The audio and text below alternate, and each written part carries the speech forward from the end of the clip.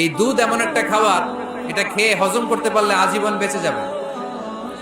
নিউট্রিশনের যে ইনগ্রেডিয়েন্টস আছে 6টা, পুষ্টি উপাদান 6টাই আছে দুধে।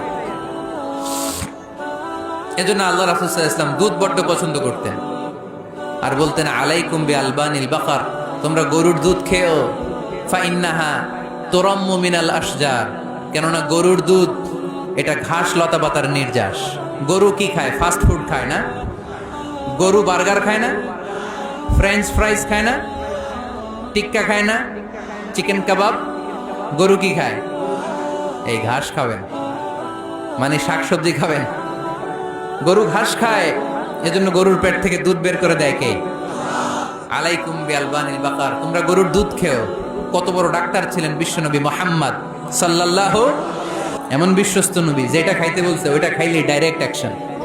কালিজিরা খেতে বলতেন, মধু খেতে বলতেন, লাউ খেতেন। লাউ খেলে পেট যত ঠান্ডা থাকে, পৃথিবীর কোনো খাবার এত ঠান্ডা হয় না পেট, ঠিক কি না? এজন্য বিশ্বনবী বলছেন, আলাইকুম বি আলবানিল বাকার, গরুর দুধ খাবা, ফা ইন্নাহা তুরাম্মু মিনাল আশজার, কেননা ঘাস পাতা খেয়ে গরুর ভেতরে আল্লাহ ঘাস পাতার মাধ্যমে দুধ বানায়। আবার বিশ্বনবী বললেন, মেরাজের রাতে জিব্রাইল 3টা মগ এনে আমার হাতে দিয়েছিল। এক মগের মধ্যে ছিল পানি, আরেক মগের মধ্যে ছিল মদ, আরেকটা মগের মধ্যে ছিল দুধ। 3টা দিয়ে আমার টেস্টিং শুরু করে দিছে, টেস্টিং করতেছে। বিশ্বনবী ধরেন তো কোনটা ধরবেন? বিশ্বনবী দুধেরটা ধরলেন, কোন সুবহানাল্লাহ। সাইয়েদনা জিব্রাইল বললেন, আখাস্তাল ফিতরা, নবী আপনি যেমন ধরছেন তেমন, আপনি যেমন, আপনার স্বভাব যেমন, নিয়েছেনও তেমন। এজন্য দুধ খাবেন, বাচ্চাদেরকে দুধ খাওয়াবেন। অনেক মায়েরা বাচ্চাদেরকে বুকের দুধ খাওয়াতে চায় না, ডানু খাওয়ায়, ল্যাকটোজেন খাওয়ায়, সিরালাক খাওয়ায় না। আমার মায়েরা, আমার সম্মানিত বোনেরা, বাচ্চাদেরকে দুধ খাওয়াবেন। ওয়াল ওয়ালিদাতু ইরদি'না আওলাদাহুন্না হাওলাইন, 2 বছর খাওয়াবেন, কামিলাইন, পরিপূর্ণ। লিমান আরাদা আন ইউতিম্মা রাদাআ, কারণ মায়ের বুকের দুধের প্রথম যে দিক থেকে যে দুধটা বের হয় এটাকে বলে শাল দুধ। এই শাল দুধের মধ্যে অনেক ন্যাচারাল ভ্যাকসিন আছে। ডাক্তাররা বলেছে বাচ্চাদের ব্রেইন, হাড্ডি শক্ত হওয়া, মেমোরি শার্প হওয়া, উদ্যম আর উজ্জীবিত হওয়ার জন্য, সজীব আচরণের হওয়ার জন্য মায়ের বুকের দুধটা খুবই জরুরি। এটা অবশ্যই খাওয়াবে। আর এই মায়ের বুকের দুধের ভেতরে আল্লাহ বাচ্চার জন্য প্রথম টিকাটা ফ্রি দিয়ে দিছে। বাচ্চার জন্য কিছু টিকা দেয়া লাগে না, যক্ষা, এটা সেটা, প্রথম টিকাটা ফ্রি। প্রথম টিকাটা আল্লাহ দিছে মায়ের বুকের দুধের ভিতরে। এজন্য নিজেরাও দুধ খাবো, বাচ্চাদেরকেও মায়ের বুকের দুধ খাওয়াইতে হবে, ঠিক কিনা? গরুর দুধের ভিতরে অনেক পুষ্টি আছে, হজম করতে পারলে অনেক পুষ্টি। আমরা যেন বেশি বেশি দুধ পান করি, আল্লাহ তুমি তৌফিক দান করো।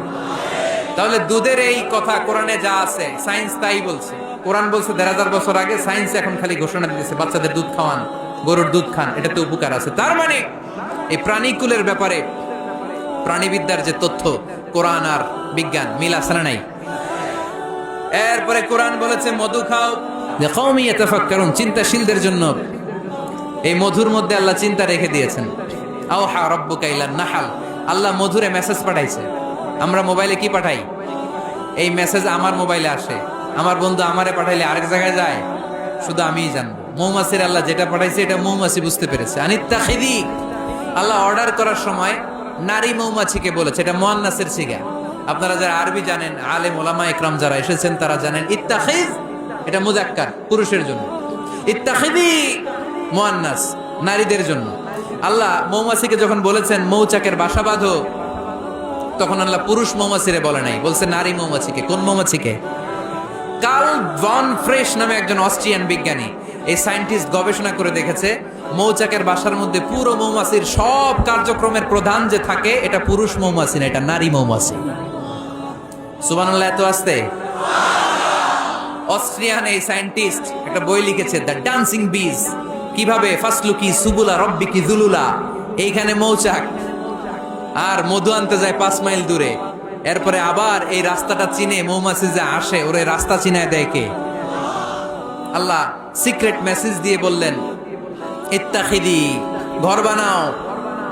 আওহা রাব্বুকা ইলান নাহলি আন ইত্তাখিদি বাইতা, উপরে ঘর বানাও, মিনাল জিবালি বুয়ুতা, পাহাড়ে বানাও, গাছের মগ ডালে বানাও, যাতে পোলাপানরা ঢিল মারতে না পারে। কাছাকাছি নিচু জায়গায় মৌচাকের বাসা হলে পোলাপানরা কি করে? মধু খাওয়ার জন্য ঢিল মারে না? আল্লাহ দেখেন কিভাবে সিক্রেট মেসেজ দিল যে নিচে তুমি তোমার মৌচাকটা করো না, উপরে বানাও। আর আমার দেখা পথ অনুযায়ী তুমি মধু নিয়ে আসো। এটাকে বলে ফ্লাওয়ার নেক্টার, পুষ্পরস। মধু এত ভালো কেন? এর কারণ মৌমাছি যখন পুষ্পরস বা ফ্লাওয়ার নেক্টার সে নিয়ে আসে, সে ফলের রস আনে, সে ফুলের রস আনে, সে বনাজি গাছ থেকে আনে, ঔষধি গাছ থেকে আনে, হার্বাল ট্রি থেকে আনে। এজন্য মধুর চেয়ে ঔষধি গুণ সম্পন্ন কোন ন্যাচারাল লিকুইড পানীয় পৃথিবীতে আবিষ্কার হয় নাই। চিল্লায় কোন সুবহানাল্লাহ। ফাসলুকি সুবুলা রাব্বিকি যুলুলা, এগোতে থাকো, তারপরে মধুগুলোকে নিয়ে বাসার মধ্যে রাখো। এই আয়াত থেকে প্রমাণ হয় পুষ্পরস সংগ্রহ করে মধু এটাকে খেয়ে ফেলে, এমন না মুখ দিয়ে এনে মৌচাকে রেখে দেয়, না, এটা খেয়ে ফেলে। খেয়ে পেটের ভেতর একটা চেম্বার আছে, আলাদা একটা চেম্বার, ওইখানে এনজাইম দিয়ে এটাকে সমৃদ্ধ করে। তারপর একটা টিউব আছে এটার পেছনে, টিউব দিয়ে মৌচাকের ভেতরে মধুকে পৌঁছে দেয় আমাদের জন্য। কোন সুবহানাল্লাহ। এই অস্ট্রিয়ান সায়েন্টিস্ট উনি গবেষণা কইরা অপারেশন করে মৌমাছি কেটে দেখতে পেল মৌমাছির পেটের ভিতরে একটা পাকস্থলী না আমাদের মতো, ওর পেটের ভিতরে আল্লাহ দুইটা পাকস্থলী দিয়েছে। একটা তার নিজের খাবারের পাকস্থলী, আর একটা আমাদের জন্য যে মধু এনে এটাকে এনজাইম লিকুইড দিয়ে সমৃদ্ধ করবে, ওইটার জন্য আরেকটা পাকস্থলী। চিল্লায় পড়তে হবে আল্লাহু আকবার। এজন্য মধু খেতে রাজি আছেন তো? বিষ্ণু ঈসা ইসলাম ফ্রেশ মধু খেতেন, দুর্গন্ধযুক্ত মধু বিশ্বনবী সাল্লাল্লাহু আলাইহি সাল্লাম কখনো খেতেন না। আর বিষ্ণু ঈসা ইসলাম বলতেন আলাইকুম বিশিফাইন, তোমরা দুইটা শিফা নাও। কোরআনে এই মেসেজটা খেয়াল রাখবেন, কোরআনে কালামুল্লাহ মাজিদে দুইটা বিষয়ের ক্ষেত্রে আল্লাহ শিফা শব্দ যোগ করেছেন। এক হচ্ছে স্বয়ং কোরআনের ক্ষেত্রে আল্লাহ বলেছেন এটাতে আছে শিফা, আর মধুর ক্ষেত্রে বলেছেন মধুতে দিয়েছি আমি শিফা। এজন্য বেশি বেশি মধু খাওয়ার দরকার আছে না নেই? কত ধরনের মধু যে পৃথিবীতে পাওয়া যায়, ব্ল্যাক হানি, হোয়াইট হানি, ক্রিমড হানি, অর্গানিক হানি, এগুলো খুঁজে খুঁজে খাবেন। আজকে মধু খাইছেন কে কে? দেখি হাত তোলেন। মাশাআল্লাহ, আমিও খেয়ে আসছি আপনাদের সাথে। প্রতিদিন মধু খাইতে হবে শীতকালে। আজকে শীত পড়ছে না অনেক, মধু খেয়ে যদি আপনি কাজ শুরু করে দেন, শীত বাবাজি আপনার কাছে আসতে পারবেন। বিষ্ণু ঈসা ইসলাম মধু খেতে আমাদেরকে উৎসাহিত করেছেন। তার মানে এমন বিশ্বস্ত নবী আমার, যেটা খেতে বলেছেন এটা খেলে আমাদেরকে সুস্বাস্থ্য দান করবে কে? আল্লাহ আমাদের সবাইকে কথাগুলো বোঝার ও আমল করার তৌফিক দান করুক। আমরা পড়ি আমিন।